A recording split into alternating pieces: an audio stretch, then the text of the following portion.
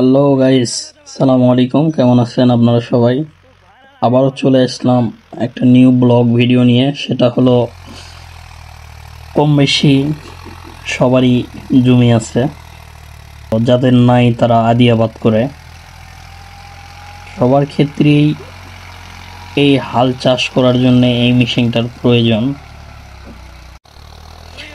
এই জন্যে এই মেশিনটা নিয়ে, অর্থাৎ আমাদের গ্রাম অঞ্চলে এটাকে বলে মেসি, এটা নিয়ে কিছু আজকে কথা বলবো এবং ব্লগ ভিডিও। এই মেসি দিয়ে চাষ করার একটাই সুবিধা, সেটা হলো মাটি একদম ফরফরা হয়ে যায়, কারণ এটা খুবই শক্তিশালী একটা ইঞ্জিন। ছোট্টবেলায় আগে দেখছিলাম গরু গরু দিয়ে হাল বাওয়ানো হয়, তো এখন তারপর দেখলাম টেলার, এর থেকে ছোট এখন দেখি মেসি। এই মেসি দিয়ে হাল বাওয়ার গুণাগুণ একটাই, যে এটাতে হাল বলে মই দিতে হয় না এবং খুনা কাটতে হয় না।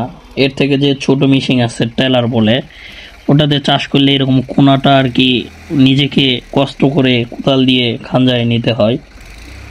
আর যদি এই মেসি দিয়ে আপনারা চাষ করেন তাহলে এই কোনাটা আর কাটতে হবে না, একদম লেভেল করে ভিটা আপনার চাষ করে দিবে। কখনোই মানে কষ্ট করতে হবে না, এক কথায় যেরকম সুবিধা সেই রকম শান্তি, টাকা যেরকম সেই রকমই জমির চাষ। সবচেয়ে বড় কথা যে আগের যে গরুর হালটা দিয়ে চাষ করানো হইতো, সেটা জমির জন্য খুব উপকার ছিল, কারণ লাঙ্গলের হাল অনেক গভীর পর্যন্ত যায়, আর এই ফালটা আছে অত গভীরে যায় না। অর্থাৎ 100%-এর মধ্যে আপনার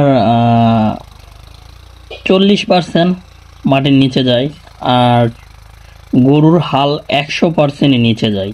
অর্থাৎ নিচ থেকে যত জমির জীবাণু আছে সবগুলাকে মুক্ত করে দেয় গরুর হাল।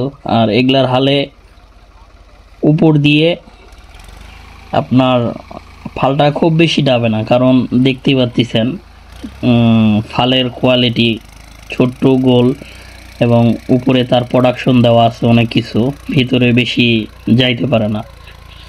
তো এই ক্ষেত্রে এটা দিয়ে চাষ করার একটাই গুণাগুণ, গরুর হাল দিয়ে মাটিটা ঢেল ঢেল হয়, মানে চাপ সৃষ্টি হয়, বড় বড় চাপ তৈরি হয়। আর এটাতে চাষ করলে কোনো চাপ তৈরি হয় না, মাটি একদম বালুর মতন তৈরি করে দেয়, ধুলার মতন।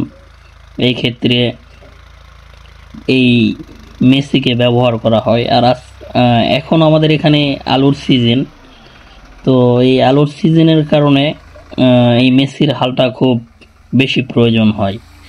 তো হাল বাওয়া শেষ, চলে যাচ্ছে। এখানে এসে একটু উঁচার কারণে গাড়িটা পুরাটাই ফাঁসে গেছে, কারণ উচ্চতার কারণে, মানে নিচ থেকে জমির নিচ থেকে উপর যে রাস্তাটা আছে অনেকটাই একটু খাড়া টাইপ, অনেকটাই ছাপ উঁচা, এই কারণে এখানে আটকে গেছে। তো এখন তারা কোদাল দিয়ে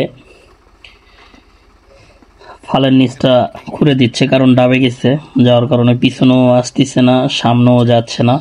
তো এই কারণে কোদাল দিয়ে এখানে খোঁড়া হচ্ছে, যেন পিছনে ব্যাগ দেওয়ার পর গাড়িটা তুলে নেওয়া হয়।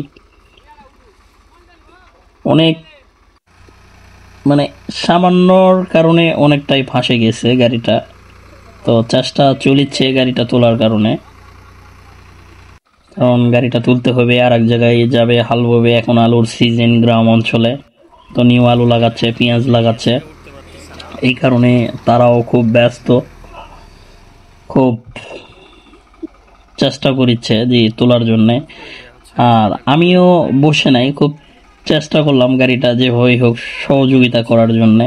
আমি তো আর চালাইতে পারি না, সহযোগিতা করলাম, কিন্তু কোনো মতেই হচ্ছে না, কারণ গাড়িটা একদমই ডাবাই গেছে পিছনের। তো আরেকজন আসলো, সে এখন চেষ্টা করবে গাড়িটা তোলার জন্যে।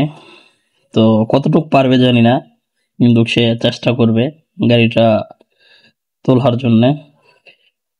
সে চেষ্টা করছে কোদাল দিয়ে মাটি কাটে চাকাটা উঁচা করার জন্য, কারণ একটু উঁচু করলে, পিছনটা একটু উঁচু করলে ফালটা উঠবে এবং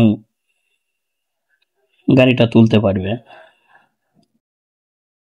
সাথেই থাকেন, আর ভিডিওটা যদি ভালো লাগে অবশ্যই লাইক কমেন্ট করবেন, কারণ আরো নিউ নিউ ভিডিও পাওয়ার জন্য চ্যানেলটি সাবস্ক্রাইব করবেন।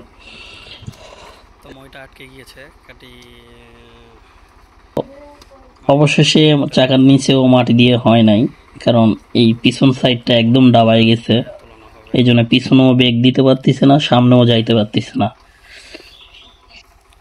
অবশেষে অনেক কষ্ট করার পর লাস্ট সিদ্ধান্ত হলো যে গাড়িটা তুলতে হবে। তো অনেক চেষ্টার পর গাড়িটা পিছনে নিয়ে গেছে, আবার সে চেষ্টা করতেছে গাড়িটা রাস্তায় তোলার জন্য।